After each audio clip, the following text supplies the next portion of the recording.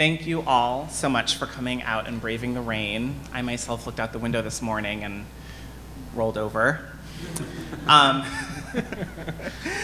But anyway, thank you to Brooklyn Book Festival for having us. Good afternoon, my name is Denne Michele Norris. Before we begin, I would like to let you know that books by the authors in this program can be purchased from Powerhouse Books it says over to the right, but I think we've moved, so somewhere outside that way, in that direction. Buy authors' books if you haven't. It's really important. And the authors will also be signing their books immediately following this program at the signing table next to or maybe somewhere down there, I guess. I don't know. Yeah. It's like in the lobby. In the lobby. Yeah. It's in the main lobby. Okay. They'll be signing books in the main lobby. So, go buy the books and then have them signed. At the conclusion of this program, we ask everyone to leave their seats so that the next audience can be seated. Okay. I'm going to take a minute to introduce you to the authors in this conversation. And then I'll read to you the description of the program, of the conversation. Okay. Seated next to me is Garrard Conley. He is the New York Times bestselling author of the memoir Boy Erased and the novel All the World Beside, as well as the creator and co-producer of the podcast Unerased, The History of Conversion Therapy in America. His work has been published by the New York Times, Oxford American, Time Magazine, and Virginia Quarterly Review, among others. He is an assistant professor of creative writing at Kennesaw State University. Sitting to his left is R.O. Kwon, the author of Exhibit, and the nationally best-selling novel, The Incendiaries, which was named a Best Book of the Year by more than 40 publications and was a finalist for the National Book Critics Circle John Leonard Award. With Garth Greenwell, Kwon co-edited the best-selling Kink, a New York Times notable book. Her writing has appeared in the New York Times, the New Yorker, Vanity Fair, and elsewhere. She has received fellowships and awards from the National Endowment for the Arts, Yaddo, and MacDowell. Born in Seoul, Kwon has lived most of her life in the United States. And to her left is Thomas Grattan. Thomas Grattan's novel, The Recent East, published by MCD Books and Farrar, Straus and Giroux, was a New York Times Editor's Choice, longlisted for the PEN/Hemingway Award, and a finalist for the Los Angeles Times First Novel Prize. His new novel, In Tongues, was published by MCD Books and Farrar, Straus and Giroux this spring. His short fiction has appeared in several publications, including One Story, Slice, and the Colorado Review. He received his MFA from Brooklyn College and lives in New York City and upstate New York. Welcome, welcome, welcome.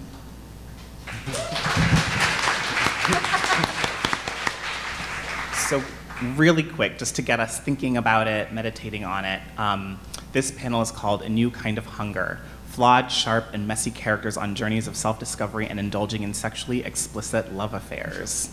Two women bond over their shared desire for pain and pleasure in Exhibit by R.O. Kwon. In Tongues by Thomas Grattan follows a young gay man who moves to New York after a bad breakup, where he gets hired as a dog walker for a wealthy couple, and lines begin to blur between employee and lover. And in All the World Beside, Garrard Conley explores queerness and religion in a blistering story of two men who fall in love in 18th century Puritan New England.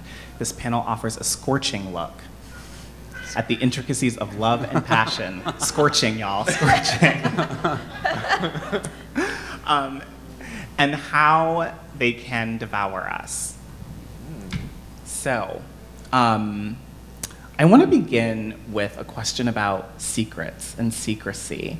It occurred to me as I was thinking about this panel, as I was rereading all of your books, because I had been lucky enough to read them all before, that very often when this kind of hunger is living inside someone, there's also a certain level of secrecy that's needed to foster this sort of intense, unsatiated hunger. And I think this is at the center of these three novels. Gordon, I would argue, from In Tongues, hungers to be seen, and I think he's young enough to still believe that in being seen, he'll begin to see himself. Jin has long nursed a secret hunger to experience the pleasure of pain during sex, and Nathaniel and Arthur hunger for each other in colonial America. All of this, again, festers in secrecy, but comes to life in these novels. I was wondering, can you all talk about the role of secrecy and secrets in your writing of these books? Who's going to go first? Okay.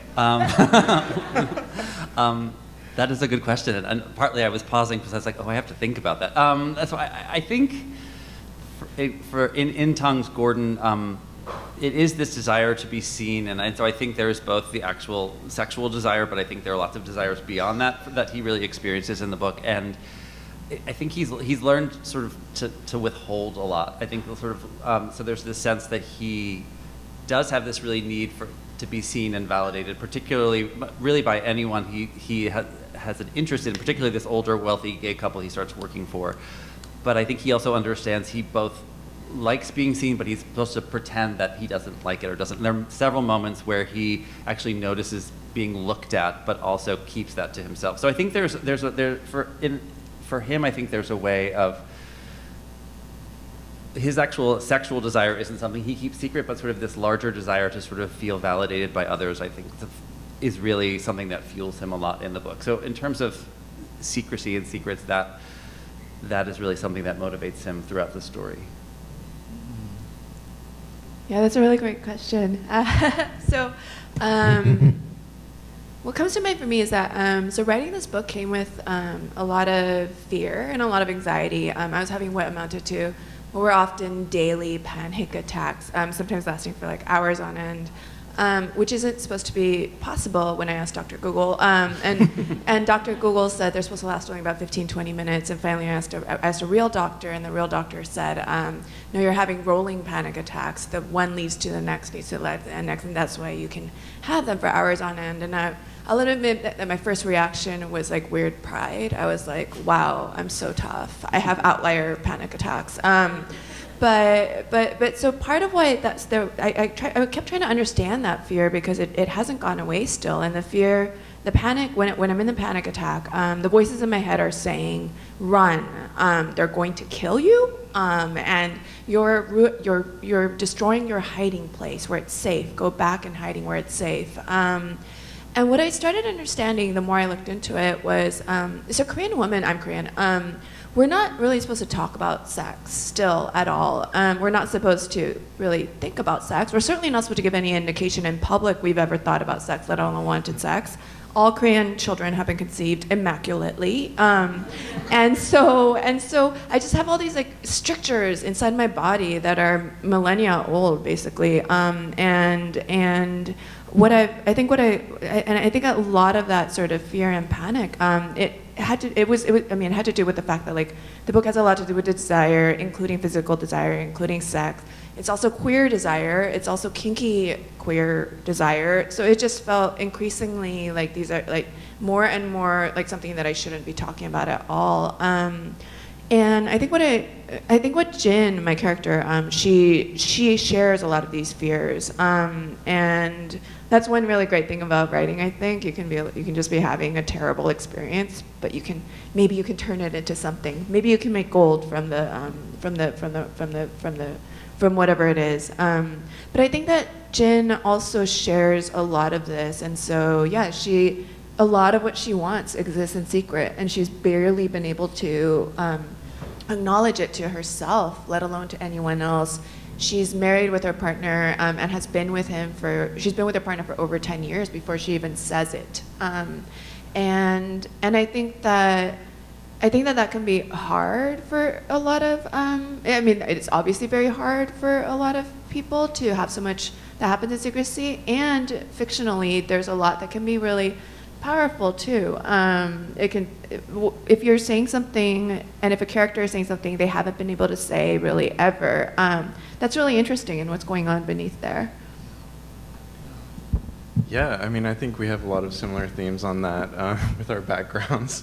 But also, I was interested in sort of exploring the ways that secrets function within a community. Much of the book takes place, well, actually all of the book takes place in the 18th century, and so no one really has a name for what they are that we would see them as today, right? So if we map our identity politics onto the past, we're not really going to have words that would help. So these two men that are in love with each other don't have a name for it. So there's that part of the secrecy, which is it's a secret from themselves. They don't even know really how to define themselves. And then there's the way in which the secret of their affair plays out in the town itself. And I think I was just more interested in how a community exploits those secrets and sort of uses those secrets in the book. So. Absolutely. I'm so glad that you brought community into it, because the next question that I wanted to talk about is, I think whenever you're talking about secrets and secrecy, on the other hand, I think you're also talking a little bit about shame. But what I thought was so interesting is that all of these books are queer, and all of these characters to me are under some level of duress that is connected to their queerness and their queer identities. And yet, these are not books that are, I think, I don't know, living in the trope of shame. You know, that's not what these narratives, I think, are really about. But at the same time, it does sort of trickle into the narrative and into the idea, and in simply being a part of the foundation, I think, of these characters. So I just wanted to ask a little bit about how you thought about things like shame in the context of these characters, how you thought about community and the idea of people being aware of what the people around them think of them, of being observed, of being seen, because all of these characters are seen by someone in each of these books. I can actually build off my last statement. You know, one of the things that I found interesting in writing this book is I thought there was going to be a simple narrative. I thought it was going to be about these queer people being oppressed in the past, and that was sort of, I was going to try to prove something with that, or try to dramatize that according to today's standards. And what really interested me as I kept writing the book was the fact that I realized there was a cost to claiming one's own self in this book, right? A cost to the families. So Nathaniel, my main character, is a minister who is married to a woman in the town, and she is suffering quite a bit from his own sense of independence in a way. And I was really interested in the cost in these families. I mean, it sounds kind of strange to talk about because on one hand, we're being attacked as LGBTQ people all around the country all the time, especially in the state I'm from. In Arkansas, I actually couldn't speak at an event in Arkansas at a school because of the laws that have passed there. So, you know, I felt this really great importance to still portray the queer experience as one that is not inherently shameful, without shame, but I also wanted to do something a little different, which was to talk about some of the costs of claiming what we want, right? And I think I sort of developed that from my own experience with writing my memoir, Boy Erased, which, you know, put my family in the spotlight. And it's not as if it wasn't worth the cost, but when I watched my family go through so much, you know, sort of being scrutinized, being judged for the decisions that they'd made, which were not great, to send me to conversion therapy, I just became really interested in that subject. And so the book became both a testament to love that has existed, you know, since the beginning of humanity in one form or another with different names, but also a kind of exploration of the cost of love. I mean, of any love, really. So. That's Garrett and I have a lot in common in our backgrounds. We both grew up intensely religious, and so we've talked about this some. But so, you know, it's still not uncommon for Koreans, both in the diaspora and in Korea, to believe that queerness is an exotic illness that happens to other people, but definitely not to us. And so I was and am extremely aware of that while writing Exhibit. And in terms of shame around queerness, I also really wanted to write a book in which there could be a queer world as I know it in San Francisco, which is where I live. And almost, you know, most of my friends are writers and artists, and I'm a woman. I'm married to a cis man, and I've written about being queer, about being bi or pan. Either label works. About being bi, pan, while being married to a cis man, and that has led to like so many friends, so many cis women in relationships with cis men. So heterosexual appearing relationships have said, oh, by the way, I'm queer too. It's just like after a party, in passing. But so many people have said this that at this point, especially in San Francisco, I'm gently surprised if someone turns out to be straight. I just assume queer until proven otherwise. And if someone just flat out says to me, I'm straight, I'm like, oh, okay, great, wild. Y'all are exotic here. This is the future that liberals want. Yes, this is our agenda. And so I wanted to portray that world in my novel, where queerness is despite all the Koreanness of it all. I also wanted the San Francisco artistness of it all to exist. I think where the shame felt a lot more present, both for the characters and for me while writing it, was around the kink. And Jin is an artist. She's a photographer, and she's my narrator. And she's very aware, as I was very aware, and I'm still very aware of the ways in which her interest in kink can be seen to dovetail almost exactly with the most prevalent, extremely harmful ideas about Asian women and people who present as women, which is that we're docile, submissive, really excited about being mistreated, etc. And she was so afraid, as I was, and in still ways so afraid of perpetuating that stereotype.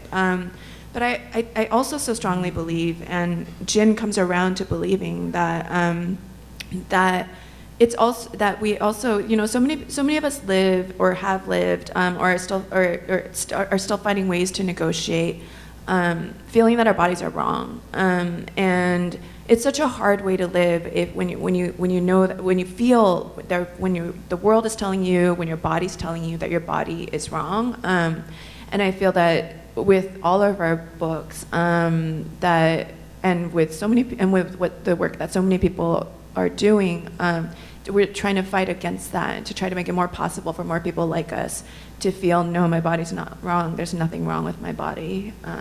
We're right.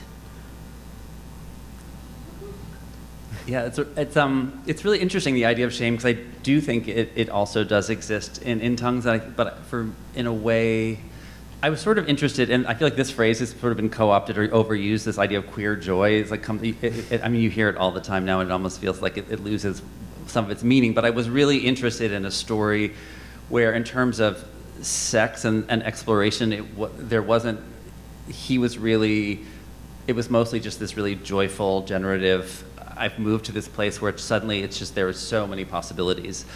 So in that way, but I also think you said something about sort of having, when you claim yourself, you have to leave things behind, and I do think there was something about leaving behind sort of this, it's interesting, I didn't have a really religious upbringing, but the father is quite religious, and that sort of really is what severs their relationship. But I think the shame in this book comes more from a couple of things. One, so Gordon grew up very working class. He sort of went to college very briefly before he ends up moving to New York. And I think the people he works for are this sort of older, wealthy gay couple who are in the art world, which is such an insular, not friendly to outsiders world. And so I think there's this real class shame as he realizes all these things he doesn't know.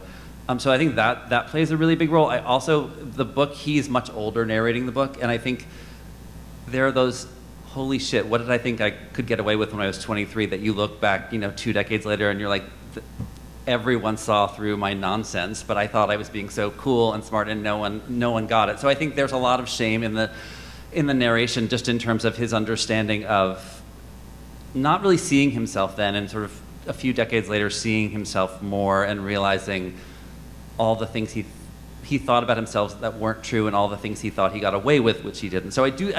Shame is definitely a big part of it, and I do think in sort of leaving his Midwestern, very religious father behind, there was a real rejection of that shame.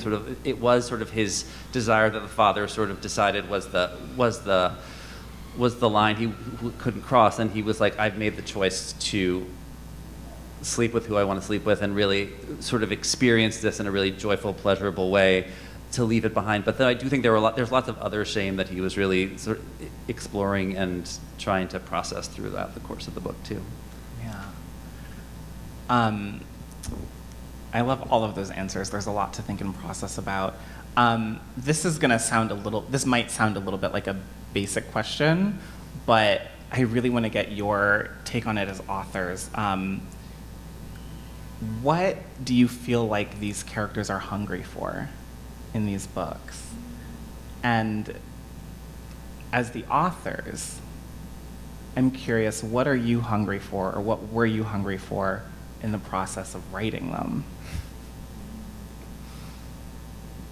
Which I think another way of another way of saying that, I guess, what were you writing into? What were you exploring? You've answered some of that here, but I'm really thinking more about the characters. I love these characters so much, and I'm thinking about from your perspective, like what are they seeking? What are they looking for? What do they need to be, I don't know, satisfied? Besides the hot sex, which we also will get to. I mean, I don't know if I would ever describe my book as steamy, but that won't help sell it. But, I do feel like both of my characters, Nathaniel and Arthur, Nathaniel is a minister and Arthur is a physician. So one person is dealing with the soul and one is with the body. And, when they find each other, when they meet, they find what I consider to be true love. I think whenever we ignore either part of that equation, it's often at our own risk. And so I think what I was really hungry for in a narrative that I hadn't really seen very much of was an exploration of how queerness and an experience of the divine could be could coexist. And of course, there's a long history of queerness and various religious experience, all the way from John Donne to Carl Phillips.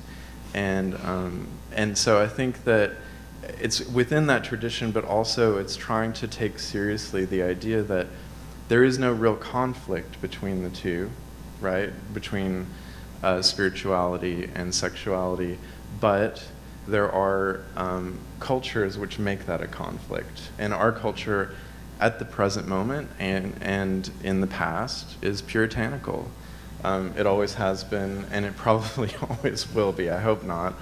But, and that makes it very difficult to have two things exist at the same time that are placed in opposition within yourself. And so I was really hungry for a narrative that honored a lot of the people that I met. When I was touring for my first book, my memoir, tons of people would come up and tell me their personal stories, and they would say, "Thank you so much for allowing queer Christians, queer Muslims to exist within your narrative, and not like throwing everyone under the bus that's religious." And I heard that so often that I thought, I guess it must be true that like we as a community aren't very nice to religious queers. And so I almost dedicated the book to that group, because I thought, here's like hopefully a bit of a testament to some of your experience, and not much has changed, unfortunately. And then what was I hungry for while I was writing it? I guess I was hungry to return to a kind of spiritual existence that I'd had as a kid that had been forcibly taken away from me through conversion therapy. The concept of God was used as a weapon against me. And I'm a stubborn Aries, so I hate the idea that anyone is going to take anything away from me without my will. So it was like, okay, well, I'm going to try to incorporate this back into it. It might not be like capital G God sitting on a throne, but let's think about that. Wow. So I don't even remember if this line actually made it into the final book, but there's which is to that weird thing when you write something and you're so involved in it, and then I sort of almost forget it. It's like there's a weird amnesia you experience. But there was a line where Gordon and his mother, when he was much younger, his mother just makes this offhand comment that she doesn't know how to be with people in the world. So I guess that really is sort of and I feel like he is a character who really inherited that sort of not knowing. I think he sees people, sort of the ease with which they just seem to know how to move into a new situation, how to engage with people. There's this sense of these, for him, that feel these really invisible rules that he just doesn't get. And so I think that was really, in terms of what he was hungering for, was a big part of it. And for whatever reason, both this and my first book, there are these young people who essentially had to raise themselves in a lot of ways, I think. So I think Gordon really had parents who weren't really equipped to deal with his sort of complicated person. And so I think all these things he feels like everyone else understood, but there was some sort of foundation he never got. So I think a lot of it is about that. And so I think it connects to Dan, early in one question, this idea of being seen, I think you said in one of the earlier questions, there's something about that, and also sort of a sense of value for him as to who he is that is maybe less external, because he's constantly looking, whether it's some guy he wants to sleep with or this boss or even a friend, there's a sense of, how do you see me? And there's another moment later in the book where he has this really close friendship with this woman named Janice, and later in the story, she meets his boss for the first time, and she's telling him all these stories about, he's asking basically about her life. And as Janice is telling all the stories to Philip, Gordon realizes he's never asked her and he didn't know all these things. And this moment where he sort of says he's too busy sort of thinking about how she sees him to really be curious about her. So there's a selfishness that I think he's stuck in. And so I guess I was exploring that, and this hunger to be able to sort of just have a sense of who he was and not sort of need all these signposts telling him from other people or from things outside of that.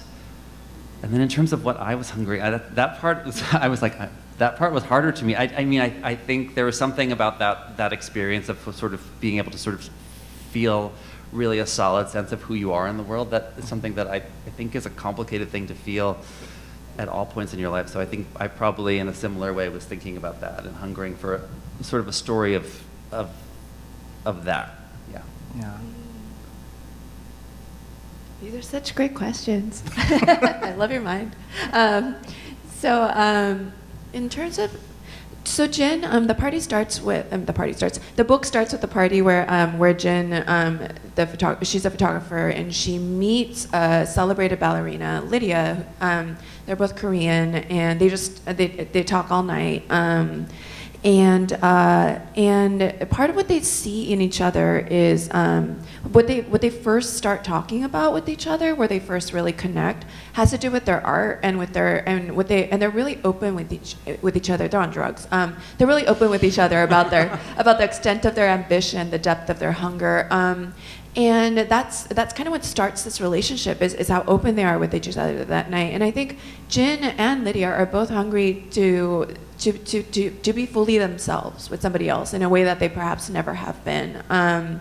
And I was very interested, clearly, in physical desire, but I was also really interested in the ways in which ambition can be such a dangerous thing to talk about, I think, for a lot of people. And I think especially a lot of my friends who are women and are artists, like my friends are so ambitious and want to do everything with their work, or just want to, the work is so central to our lives. And I'm very ambitious too, and that still feels so dangerous to say. I've been saying it over and over, and every time I'm like, dear God. But it still feels so dangerous to say I'm really ambitious with my work. And I'm interested in that. I'm interested in why that's so dangerous. And so that was one of the first sparks for the book. Was I got really fascinated and upset, but mostly fascinated around the question of why it is that I feel strongly pushed to want certain things and strongly pushed to not want other things. And I feel just very strongly pushed by the world, by my family, etc., to want to be a mother of, a daughter of, a wife of, a sister of, a community member of, a friend of. And I realize it's all mediated through that of. And then I feel just as strongly pushed to hide and, if possible, kill my appetite for sex, for sure, food, ambition, definitely artistic ambition, even just like a day to myself. If I just want to chill and have a day to myself for no reason except that I want it, that kind of feels like something that needs to be defended or hidden. And so I just became interested in that. And it's really important to me to. I love my friends. It's important to me to be a good friend. It's very important to me to be invested and to be involved in my communities. But what is so dangerous? What is so wayward about me ever wanting for myself? And so with this book, I think I was really interested in writing about these two women, and there's a third one too, but about these two women who exist at the center of their lives, or at least move toward existing at the center of their lives. I love that. I think it really comes through too. Thank you all for answering that question. That was like bouncing around my head. We talked a little bit a few questions ago about religion, and some of us at the table have deeply religious backgrounds. I also have a deeply religious background, and I'm curious about the preponderance of queer narratives to deal with religious faith, but also I was thinking a lot about how faith as its own entity, not necessarily tied to religion, is at work in these books and is at work with these characters. I think there's some very clear ways, I think, in All the World Beside where that's there, but you do have these two men who at a certain point are trying to maintain this loving relationship while everything is telling them that they can't and that they shouldn't. In Tongues, you have this young man who, like, this isn't a spoiler because it's the very beginning of the book, but he literally just ends up moving to New York City. He decides, like, in an instant that that's where he's going to go. No planning, no forethought, just like jumping off the cliff of moving to New York. And in Exhibit, you have this character who is so, clear on what she wants and on what she doesn't want for her life in her marriage. And I think has great faith in art. And I was just interested in how all of that kind of came to be in these books, and if that's something that you thought about in any way. I'm going first every time. So okay. You want to go? Sure. Okay. So I think with everything I've written, this started happening in college. With everything I've written, I kind of resolve at the start, for once in my life, I'm going to stop writing about God. I grew up really religious. I grew up so religious that the shorthand I used to give was that I wanted to be a pastor, but it was way more intense than that. I wanted to be a saint. I wanted to be like a mystic in a fucking cave. I wanted to commune with the Lord. I wanted to have visions. I wanted to like see the face of God. I wanted to like live on top of a pillar. Like I'm not like a chill person. And I was really ready for the intensity of working towards sainthood. Anyway, so that and then I lost the faith, so that became like not an available path anymore. But so with everything I write, I try to leave God out of it. I try to leave religion out of it, and then I'll inevitably at some point while I'm drafting, I'll think something's missing. Like there's something really critical that's missing here, and I'm just like, oh, it's that motherfucker again. God damn it, it's him again. So Jen is, Jen has also lost her faith, and her first. She's by the time the book starts, she's already had like a first photo series, and the first photo series has a lot to do with religion and with belief and with her desire for belief. And there are letters sprinkled throughout the book that are short. They were part of her photo series, but there are letters throughout the book that are short letters to God. And I think in so many ways, I'm still hung up on it. I'm probably going to end up doing it again in the third book. I keep trying to convey the enormity of the loss, because I think for a lot of people who didn't grow up religious, so everyone I knew when I was growing up was religious, and then I left home for college, and then everyone I met at college, almost everyone had almost no experience of religion, and so as I got to know people, I would say, oh, I used to be so religious, I thought I'd become a pastor. And my new friends would just be like, huh, that's weird. And they'd be like, well, good for you. You're free. You can drink and have sex and do drugs like the rest of us. And I was like, yes, it turns out drinking is kind of fun, but it didn't, at no point felt like liberation. It at no point felt like a release into fun. Instead, it felt like, and continues to feel like, the loss of the greatest joy I've ever known. And so I think I'm always trying to convey that. And I think there are ways in which I've come to realize that maybe for some kinds of grief, the grief never maybe ends, because this grief hasn't abated. It hasn't gotten calmer. It's still so sharp. But I think maybe that by writing about this over and over again, that in some ways it's my last way of being with this faith that I love so much. And with the question about devotion, I think maybe for some of us who grew up this religious and it truly meant to devote our lives to serving the Lord, I think I have, and my narrator has, I think there's an appetite for devotion that can outlast the object of that devotion. And yeah, I feel so grateful to, and Jin feels so grateful to love anything as much as I love art, and to so often put it before my own well-being, as Jin does too. She is not, her well-being is predicated on her art's well-being. There is no having a good day if the art is going badly. And yeah, that feels so lucky to get to love anything that much. It does. It does. We have so much in common.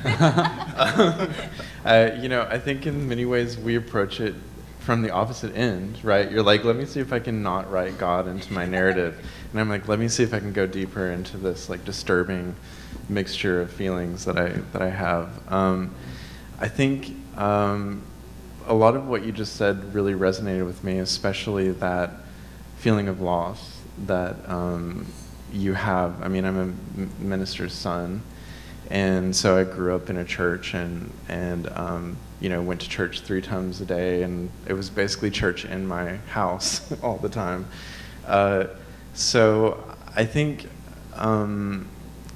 like Reese, I would also agree that really the way that I've navigated most of this my whole life has been to replace religion with art. And as I get older, I start to realize that there are just different ways to access what I feel is divine, whether or not that's literal or just a figment of my imagination or just a set of feelings. Art is one way, love is another, a lot of different forms of love. And I think that it can be hard to distinguish between the types of art or love of art and the types of love that are going to be bountiful and give you a better sense of yourself and make you feel more complete.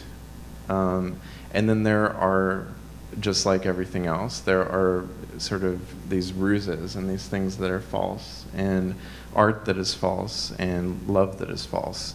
And so a lot of my life has just been trying to find, in that desperate sort of fleeing from religion and finding something else to replace it, trying to make sure I don't replace it with something that's false. And that's been really hard for me, because I want to grab onto anything and say, like, okay, this is my life now. And I think it's because of that God brain that we grew up with, which is like, there's such a fiery passion, there's that desire for martyrdom. I had that too. And so you want to throw yourself into something completely, but I think when we get older and we start to see more of the world and understand what's happened to us, the process really becomes one of waiting and being patient and sort of discerning, so that when we feel that despair, right, that's a word that 18th century ministers often used, and I'm sure you're also familiar with, this idea of despair as being disconnected from God in some way, not having access to God. So I think when we feel that despair, it feels natural to just jump into something. And I think what I've learned from art is you have to wait. And this one took 7 years, which I hope the next one doesn't, to write. And to really just make an art out of life. And I don't know if any of that makes sense, but it's like when you try to replace that drive, it can result in some really reckless things. That's what I've noticed. So I guess different types of hunger can be spawned from that desire to replace God, which I found. And they're trying to do that in this book the whole time.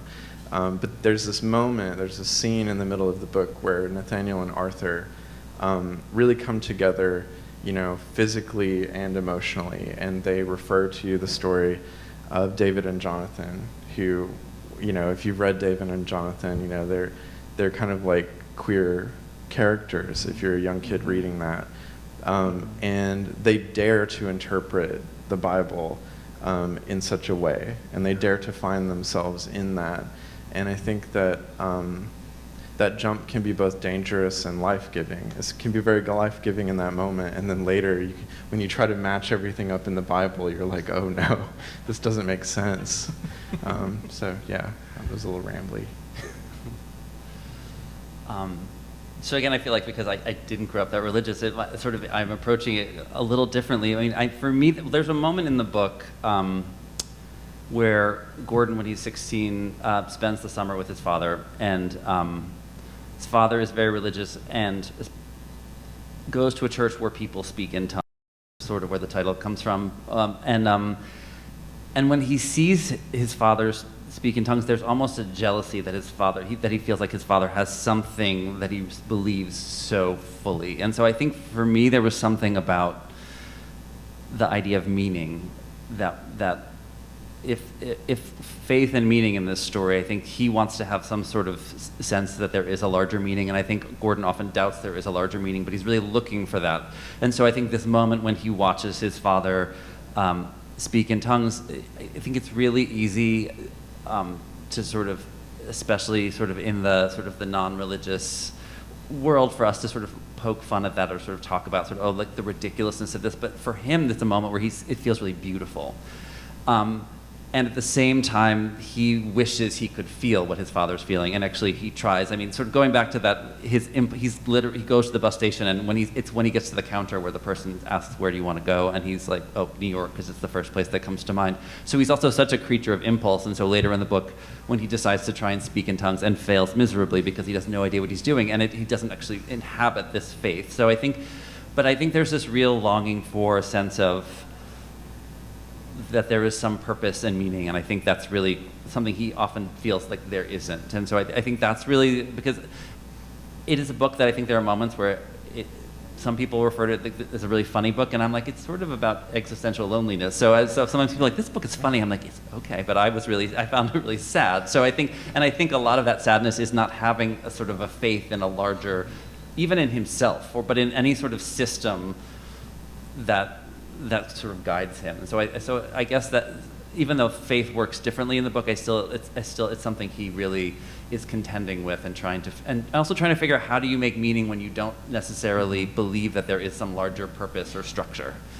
And I think that can be really hard to fall into some sort of nihilistic what the fuckness, which is not a phrase. Yeah. No, I think that was one of the most powerful things about it for me, is this character who's sort of like being like he's moving through the world, sort of being blown this way and that, almost like, like the wind, literally. Yeah.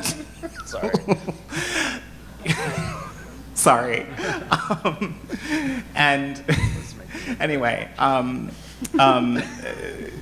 that, so to me, I was like, that there's faith in that, right? Like there's faith in allowing yourself to move through the world that way. So that was something that intrigued me a lot. Okay, we don't have a ton of time left. I did want to ask about like the spice, the sex, the heat.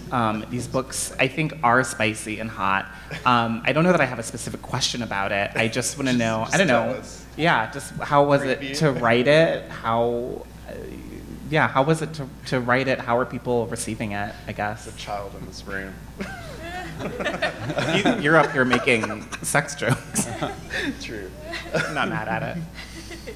I guess I'll start. Go you. I think, for me, sex and the title, in a way, there's a connection between sort of religious and physical ecstasy, and so I definitely wanted the sex to have that ecstatic quality, and so it felt so much part of his story and so much part of his expansion over the course of the story.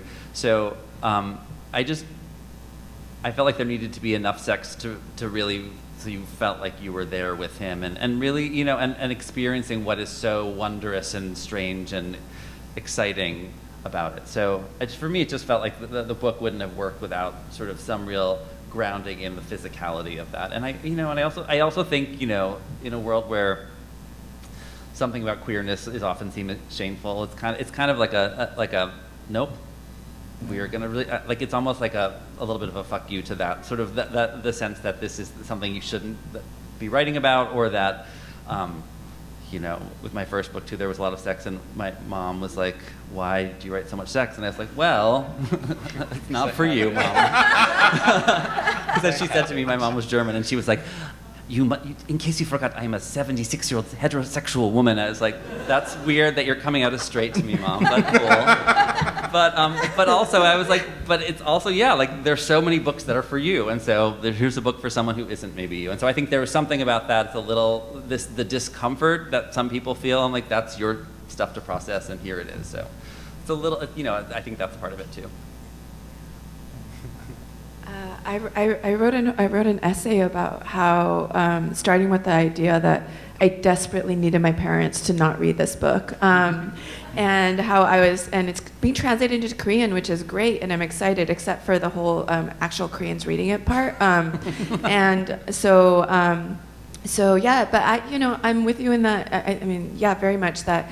You know, there have been points in my life where I felt like a candidate for being the loneliest person in the world, for wanting and thinking as I did, and you know, I knew I wasn't like the loneliest person, period, but I thought I could maybe just like throw my hat in the ring of the lonely people, and so often books have been there to say, actually, that's not true. You're not the only person in the world who's had this thought. You're not the only person in the world who's had this feeling. You're not marked as being apart from all of humanity for being a fucking weirdo. And so I think because books have given that to me, I felt that I absolutely had to give that back. And I was thinking about that a lot in writing in writing the Sex and exhibit. I will also say that. So people have been asking how my parents have reacted. So at one of my first events, it was in LA, and the wonderful comedian Margaret Cho was moderating, and the entire front row was filled with my family. So my parents, my aunt, like old family friends who've known me since I was like 8, and they were all staring at me. And Margaret Cho, I don't know if you haven't seen her comedy, you must, but those of you who've seen it absolutely know what I'm talking about. I have never in my life felt more grateful for a language barrier between that my parents speak English like quite fluently, but they don't understand everything. And so, for instance, there were multiple moments when, so for instance, Margaret Cho was talking about fisting, and I helplessly glanced at my parents, and I saw that my father looked gently puzzled, and then he nodded approvingly, and I realized, oh, he's thinking that Margaret Cho punched somebody, not that and he's just like, great. He believes strongly that everyone should learn how to defend themselves. He enrolled me in Taekwondo when I was a kid, and so there were a lot of moments like that I was intensely grateful for. So yeah, for now the problem of what will I do when my parents read the book is delayed until it's translated into Korean. God. I also did Taekwondo for 10 years. I have a black belt. I'm very good at making a fist. So, what were we talking about? Okay. Yeah, it's not in the book, but I think that repression is really hot. I mean, obviously I do because it's my background and I'm a preacher's kid. So I really wanted to write some scenes that felt sexy to me, and maybe to no one else. But I find a sort of reticence and submission to be very sexy, and so I wanted to write that into the story of these two men who are kind of circling around each other and coming together, but then going apart and sort of by the end of it, having a very sort of Wuthering Heights-esque love that lasts. And so all of that to me is really fun to write about. And yeah, I guess I just wanted to do that. I wanted to represent all the, former fundamentalists who get off on repression. So, I see a lot of you in here. Thank you so much. Thank you, Dad.